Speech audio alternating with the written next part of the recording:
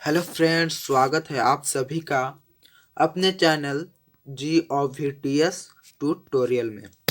तो दोस्तों, आज की इस वीडियो में हम लोग बात करने वाले हैं साइंस के टॉप 35 ऑब्जेक्टिव क्वेश्चन, जो कि दोस्तों आपके एग्ज़ाम के लिए काफ़ी इम्पोर्टेंट रहने वाला है। तो दोस्तों, मैं आपको बता दूं कि जो क्वेश्चन जो मैं दे रहा हूं आप लोगों को, इसमें से आपका पिछले बार बहुत सारे क्वेश्चन पूछे गए थे और दोस्तों लगातार पूछे जाते हैं। तो दोस्तों, आप लोगों को करना क्या है कि आप लोगों को शुरू से लेकर अंत तक वीडियो में बने रहना है और वीडियो को देख लेने के बाद अपने सभी दोस्तों के पास आपको शेयर कर देना है, ताकि दोस्तों उनको भी इस वीडियो से लाभ मिल सके।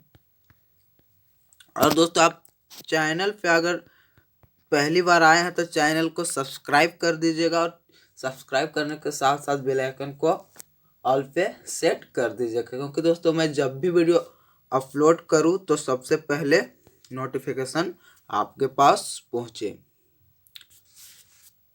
दोस्तों, मैं बता दूं कि इस बार आपका एग्ज़ाम में आपको टोटल 30 ऑब्जेक्टिव प्रश्न पूछा जाएगा और सब्जेक्टिव आपको टोटल 50 क्वेश्चन पूछा जाएगा। टोटल आपका 80 नंबर का होगा और आपको 20 नंबर इंटरनल मार्क्स दिया जाएगा, जो कि स्कूल की तरफ से आपको दिया जाता है। तो इस वीडियो में हम लोग 35 ऑब्जेक्टिव प्रश्न देखेंगे, लेकिन आपको एग्ज़ाम में 30 प्रश्न ही आपको पूछा जाएगा। लेकिन इस वीडियो में हम लोग कितना प्रश्न देखेंगे ऑब्जेक्टिव का? 35। तो चलिए हम लोग बिना देर किए हुए वीडियो को शुरू करते हैं।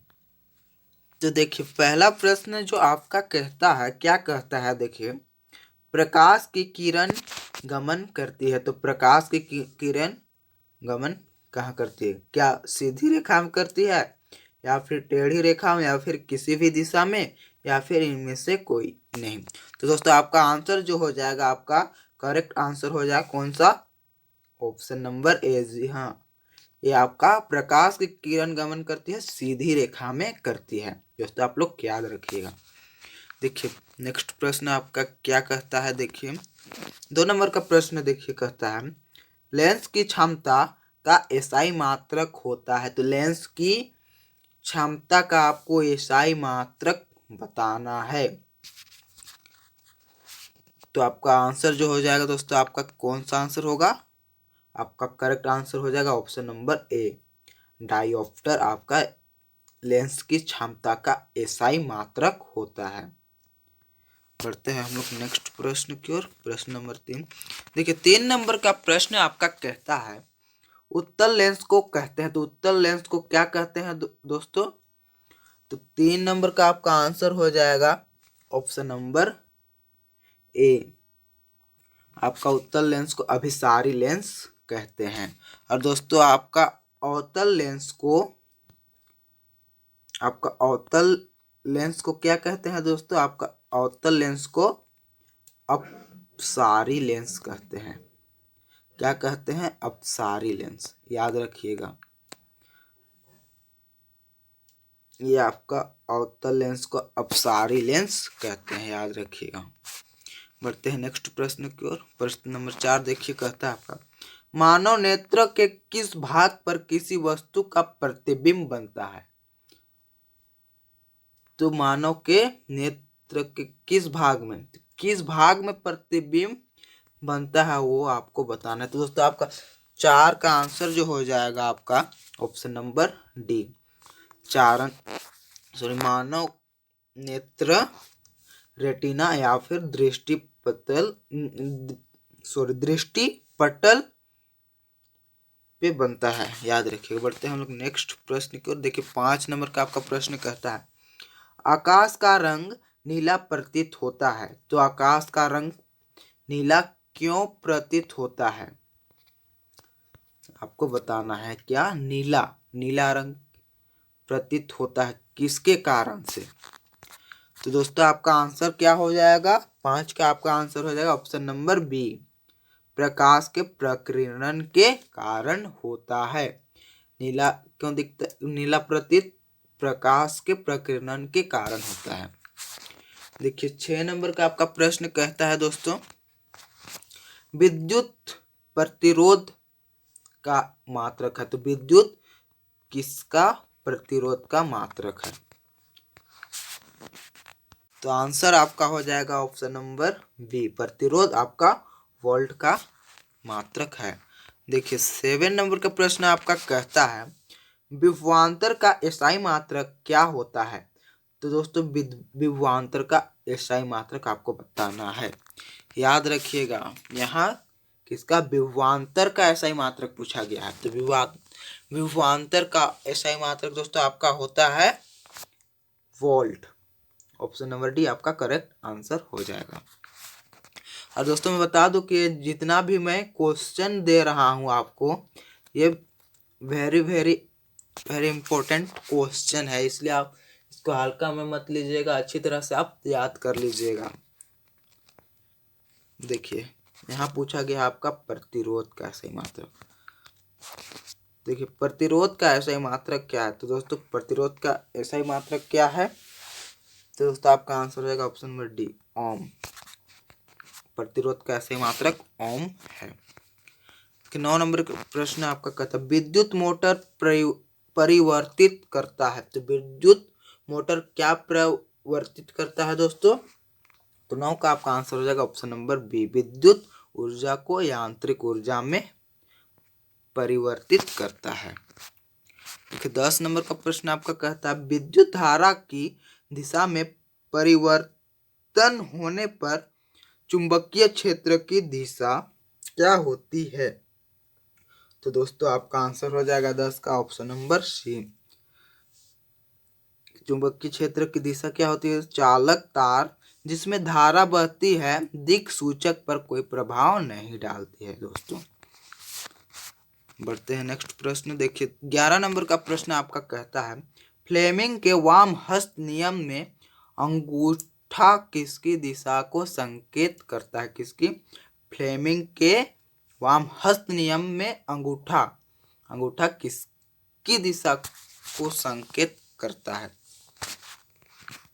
दोस्तों आपको बताना। तो दोस्तों आपका 11 नंबर का आंसर जो होगा आपका ऑप्शन नंबर सी, बल का दिशा को दर्शाती है। बढ़ते हैं नेक्स्ट 12। देखिए 12 नंबर का प्रश्न आपका कहता है, जल विद्युत संयंत्र किस ऊर्जा को विद्युत ऊर्जा में रूपांतरित करता है? तो किस ऊर्जा को विद्युत ऊर्जा में रूपांतरित करता है दोस्तों? तो 12 का आपका आंसर हो जाएगा ऑप्शन नंबर डी, स्थितिज ऊर्जा में। हम लोग बढ़ते हैं नेक्स्ट प्रश्न की ओर। देखिए 13 नंबर का प्रश्न आपका कहता है, ऊर्जा के अनवीकरणीय स्रोत है। तो ऊर्जा के अनवीकरणीय स्रोत क्या है? तो दोस्तों आपका 13 नंबर का आंसर हो जाएगा ऑप्शन नंबर बी, कोयला। एक कोयला जो है आपका अनवीकरणीय स्रोत है। देखिए आपका 14 नंबर का प्रश्न क्या कहता है, वैसे ऊर्जा स्रोत जिनका पुनर्जनन हो सकता है उन्हें ऊर्जा का किस प्रकार का स्रोत कहते हैं? तो दोस्तों उससे क्या कहते हैं दोस्तों? तो 14 नंबर का आपका आंसर हो जाएगा ऑप्शन नंबर ए, उससे नवीकरणीय स्रोत कहते हैं।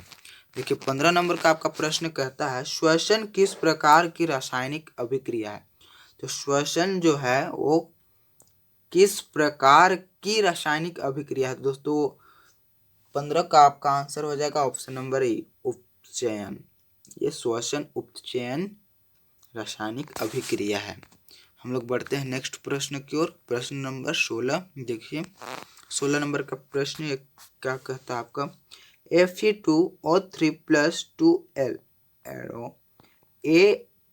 Al2O3 + 2Fe ऊपर यहाँ कहता है ऊपर दी गई अभिक्रिया किस प्रकार की है?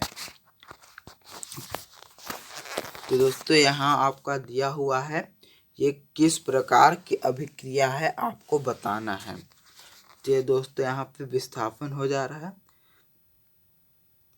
Fe2 यहाँ जाके, तो ये दोस्तों आपका विस्थापन अभिक्रिया है, याद रखिएगा। हम लोग बढ़ते हैं नेक्स्ट प्रश्न की ओर। तो देखिए आपका 17 नंबर का प्रश्न कहता है निम्न में कौन सा समीकरण संतुलित है। तो दोस्तों यहाँ पे कौन सा संतुलित है आपको बताना है। देखिए यहाँ H2 प्लस HCl2, यहाँ H2 2 है, यहाँ 1 है, यहाँ Cl2 2 है, यहाँ Cl 1 है, तो ये संतुलित नहीं है। अगर यहाँ पे HCl इधर 2 रहता तो ये आपका संतुलित हो जाता, तो यहाँ नहीं है, इधर सिंगल सिंगल है और इधर 2 2 है, तो इसलिए संतुलित नहीं है। देखिए H2 1 है इधर, तो इधर भी इधर हाइड्रोजन 2 है, इधर भी 2 है, इधर Cl2 2 है, इधर भी 2 है। यहाँ पे मैं पहले ही बताया यहाँ 2 रहता तो ये यहाँ पे 2 होता तो ये भी संतुलित हो जाता, तो यहाँ वही है। H2 इधर 2 है, इधर भी आपका 2 है हाइड्रोजन, क्लोराइड इधर 2 है, इधर भी 2 है, तो ये आपका option number B correct answer हो जाएगा। आपका correct answer option number B हो जाएगा। हम लोग बढ़ते हैं नेक्स्ट प्रश्न की ओर। देखिए कहता है 18 नंबर का प्रश्न आपका क्या कहता है निम्न में कौन समीकरण असंतुलित है। दोस्तों यहाँ आपको कौन सा संतुलित नहीं है उसको बताना है।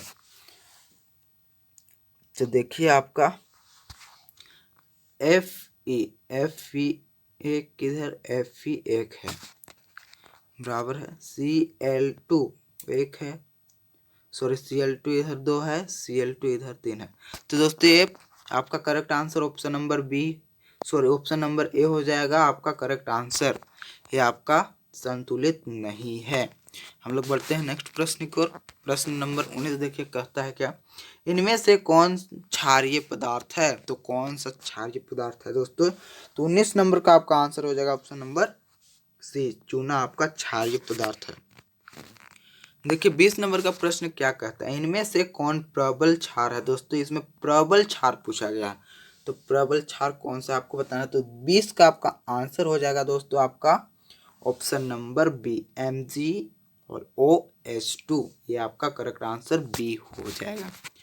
दोस्तों देखिए 21 नंबर का प्रश्न आपका क्या कहता है निम्नांकित में कौन अम्लीय लवण है। तो इसमें अम्लीय लवण को पूछा गया है दोस्तों। तो 21 नंबर का आपका आंसर जो हो जाएगा ऑप्शन नंबर सी NaHSO4, ये आपका correct answer option number C होगा। देखिए 22 नंबर का प्रश्न आपका कहता है दोस्तों निम्न में कौन अधातु विद्युत का सुचालक है। इसमें पूछा गया है अधातु है और वो विद्युत का सुचालक है। तो 22 का आपका आंसर क्या होगा दोस्तों,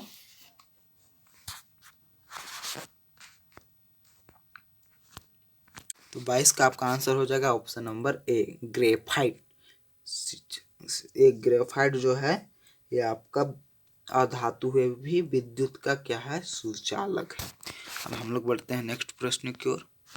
देखिए 23 नंबर का प्रश्न आपका कहता है निम्न में किस धातु को केरोसिन में डुबाकर रखते हैं। तो ये किसको केरोसिन यानी कि मिट्टी का तेल में डुबाकर रखा जाता है। मिट्टी तेल को आपका केरोसिन बोला जाता है। तो इस कौन सा धातु है जो उसे केरोसिन में डुबाकर रखा जाता है। तो 23 का आपका आंसर हो जाएगा दोस्तों ऑप्शन नंबर ए सोडियम को आपका केरोसिन में डुबाकर रखते हैं। देखिए 24 नंबर का आपका प्रश्न कहता है ताम्र एवं टीन के मिश्र धातु को क्या कहते हैं। देखिए ताम्र यानी कि तांबा एवं टीन के मिश्र धातु को क्या कहते हैं दोस्तों। तो 24 नंबर का आपका आंसर हो जाएगा ऑप्शन नंबर बी कांसा। ताम्र एवं टीन के मिश्र धातु को कांसा कहते हैं। आपका correct answer option number B हो जाएगा। देखिए 25 का आपका कहता है, 25 नंबर का क्वेश्चन, हीरा और ग्रेफाइट कार्बन के क्या है? हीरा और ग्रेफाइट कार्बन क्या है? तो आपका 25 का आंसर हो जाएगा ऑप्शन नंबर डी, अपर रूप। हीरा और ग्रेफाइट कार्बन के क्या है? अपर रूप है दोस्तों। क्या? अपर रूप। देखिए 26 नंबर का प्रश्न आपका कहता है, आधुनिक आवर्त सारणी में समूहों की संख्या, तो समूहों की संख्या कितनी है? तो आपका 26 का आंसर हो जाएगा दोस्तों ऑप्शन नंबर डी, 18। आधुनिक आवर्त सारणी में कितने समूह है? 18। देखिए 27 नंबर का प्रश्न आपका क्या कहता है, शरीर की सबसे बड़ी ग्रंथि कौन है? तो शरीर की सबसे बड़ी ग्रंथि दोस्तों आपका क्या है? तो आपका यकृत है दोस्तों। ऑप्शन नंबर सी आपका करेक्ट आंसर हो जाएगा। देखिए 28 नंबर का प्रश्न आपका कहता है, प्रकाश संश्लेषण का मुख्य उत्पाद निम्न में कौन है? तो 28 का आपका आंसर क्या होगा दोस्तों? क्या आपका CO2 होगा? जी नहीं। या फिर H2O होगा? जी बिल्कुल नहीं। दोस्तों आपका 28 का आंसर हो जाएगा ऑप्शन नंबर सी, ग्लूकोज। देखिए 29 नंबर का प्रश्न कहता है, मेरु रज्जु निकलता है, तो मेरु रज्जु कहाँ से निकलता है दोस्तों? तो आपका आंसर हो जाएगा 29 नंबर का ऑप्शन नंबर डी, मेंडुला से। मेरु रज्जु कहाँ से निकलता है? मेंडुला से निकलता है। देखिए 30 नंबर का प्रश्न आपका कहता है, शुक्राणु बनता है, तो दोस्तों शुक्राणु कहाँ बनता है? तो दोस्तों आपका 30 नंबर का आंसर हो जाएगा ऑप्शन नंबर ए, वृष्ण में आपका शुक्राणु बनता है। Option number A correct answer हो जाएगा। देखिए 31 नंबर का प्रश्न आपका कहता है, अंडाणु निषेचित होता है, निषेचित अंडाणु कहाँ निश्चित होता है? 31 का आपका आंसर हो जाएगा दोस्तों ऑप्शन नंबर डी, अंडाशय में। आपका correct answer option number D हो जाएगा। देखिए 32 नंबर का प्रश्न आपका कहता है, समजात अंगों का उदाहरण है, तो दोस्तों समजात अंगों का कौन सा उदाहरण है? तो 32 नंबर का आपका आंसर हो जाएगा दोस्तों ऑप्शन नंबर ए, हमारा हाथ एवं कुत्ते के अग्रपाद। आपका correct answer option number A हो जाएगा। बढ़ते हैं हम लोग नेक्स्ट। देखिए 23 नंबर का प्रश्न आपका कहता है, कौन से पदार्थ का अपघटन पर्यावरण में नहीं हो सकता?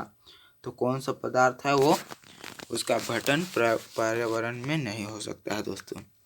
तो देखिए सूखे पत्ते जीव ये तो हो सकता है आपका, मृत जीव ये भी हो सकता है, भोजन भी आपका अपघटन हो सकता है, लेकिन प्लास्टिक जो है दोस्तों ये आपका बिल्कुल अपघटन नहीं होगा। प्लास्टिक आपका सड़ता भी नहीं है, इसलिए दोस्तों ये अपघटन पर्यावरण में नहीं हो सकता है, प्राकृतिक में। तो आपका correct answer option number A हो जाएगा। देखिए 34 नंबर का आपका प्रश्न कहता है, मैदानी पारिस्थितिक तंत्र में तृतीयक उपभोक्ता है, तो तृतीयक उपभोक्ता कौन है दोस्तों? तो आपका 34 नंबर का आंसर हो जाएगा ऑप्शन नंबर डी, सात हरा पौधा। आपका आंसर डी हो जाएगा ऑप्शन नंबर डी। 35 नंबर की ओर हम लोग बढ़ते हैं। तो देखिए दोस्तों 35 नंबर का प्रश्न ये कहता है, और हम लोगों का ये लास्ट प्रश्न है। हम लोग 35वां प्रश्न देख रहे हैं, हम लोगों का लास्ट प्रश्न है। तो देखिए क्या कहते हैं, इनमें से जीवाश्म ईंधन है, तो जीवाश्म ईंधन कौन है दोस्तों आपको बताना है। क्या कोयला? जी हाँ बिल्कुल है, कोयला आपका जीवाश्म ईंधन है। पेट्रोलियम, जी हाँ ये भी है आपका। उपला ये आपका नहीं है। तो आपका करेक्ट आंसर कौन हो जाएगा? ऑप्शन नंबर डी, कोयला और पेट्रोलियम ये दोनों आपका जीवाश्म ईंधन है। तो चलिए हम लोग वीडियो को यहीं पे अंत करते हैं। वीडियो अगर आपको पसंद आया हो दोस्तों, आप वीडियो को लाइक कर दीजिएगा, और चैनल पे पहली बार आया तो चैनल को सब्सक्राइब कर लीजिएगा, और बेल आइकन को ऑल पे सेट कर दीजिएगा, ताकि जब भी मैं वीडियो अपलोड करता हूँ दोस्तों सबसे पहले नोटिफिकेशन आपके पास पहुँचे। तो चलिए मिलते हैं हम फिर अगले वीडियो में।